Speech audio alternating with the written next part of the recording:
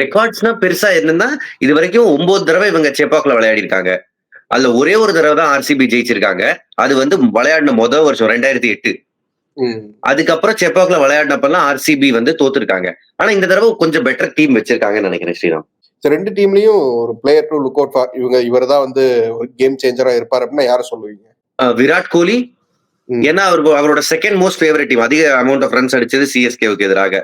இங்க வந்து விராட் கோலி இருப்பாரு. அங்க எனக்கு சிவம் தூபே மேல கொஞ்சம் நம்பிக்கை இருக்கு ஸ்ரீராம். ருத்துராஜ் கேக்வாட் ஆப்வியஸ்லி இருக்கு. பட் சிவம் தூபே நான் பிக் பண்றேன். Against Krunal Pandya and Suyash Sharma.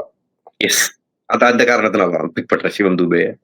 இன்னைக்கு பிரஸ் மீட் நடந்துருச்சு. தினேஷ் கார்த்திக் வந்திருந்தாரு. ஸோ விராட் கோலி பத்தி சொல்லும்போது, விராட் கோலி இப்பவும் வந்து புதுசா ஒரு ஷாட் ஆடுறதுக்காக அதுல ஒர்க் பண்ணிட்டு இருக்கிறாராம். இன்னொரு ஷாட்டுக்கு. ஸோ அவர் வந்து ஒரு 36 வயசுல அவ்வளவு ஹங்கரோட இருக்கிறாரு. ஸோ அவரை போய் ஸ்பின்னுக்கு அகைன்ஸ்டா ஆட தெரியலேன்னு கேக்குறீங்களே, அவர் வந்து ரொம்ப ஹார்ட் ஒர்க் பண்ணிக்கிட்டு இருக்கிறாரு அப்படின்னு வந்து தினேஷ் கார்த்திக் சொல்லியிருந்தாரு.